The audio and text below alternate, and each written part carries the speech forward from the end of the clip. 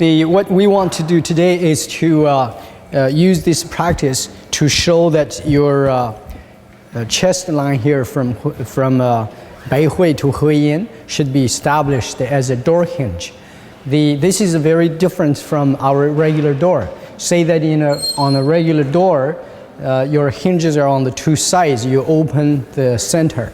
So you are opening the two doors outwards.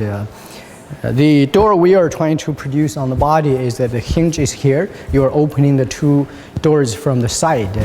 This, of course, is not we're only saying this as an example. You can't make a door like that because a door like this does not have a lot of clearance because you have a rod or that door hinge in the center.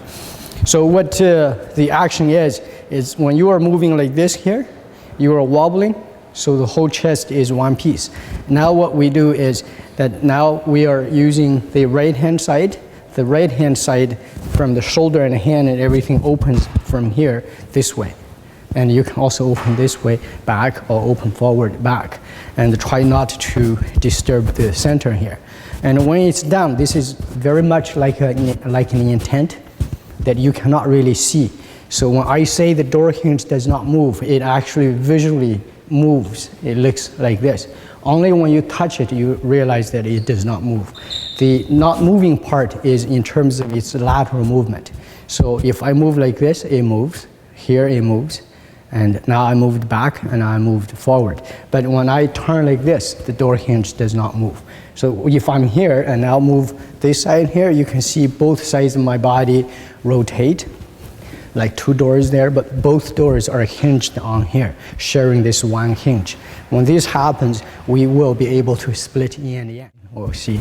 See, in this case here, you see movement of the hinge means push. See, it moved. And when I move here, he can feel, then he can use the technique of the ji, which is to squeeze, to push me out. But if the hinge does not move, only this one side moves, and then I can move him around me here. So now freely push, you see. See, this is a case of the hinge got moved. Okay, and now, see the body moves, the hinge never moves. Okay, you feel that. Even when I open up a little bit, my center never moved. So that hinge is still there. It never got lost. The most difficult part in the form utilizing this is cloud hand. So I will show the cloud hand here. And if I move like this here and lock the back and turn, and you see this opening of the quad here makes the hinge turn upward, like an upward spiral, like this here. And then I go out, lock the front hand, and lock this shoulder. And by doing that, this hinge is supported. And then I can open this one here. So here,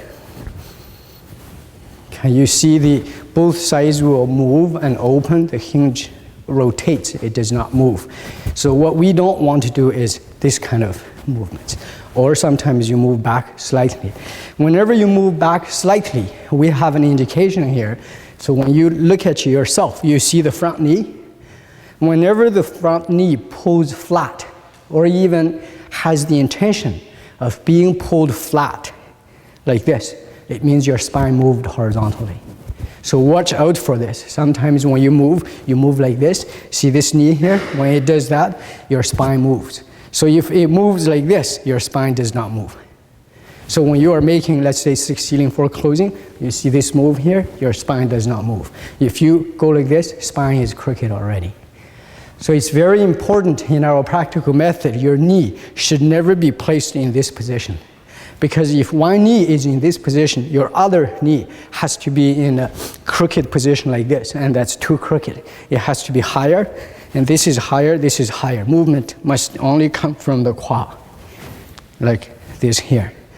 So sometimes, in order to move, you might allow your knee to go forward slightly, but you should never allow your knee to go like this, because this here immediately pushes your quad back, and the quad joint is too big. When it's being pushed, your spine will be crooked immediately. So that's an indication.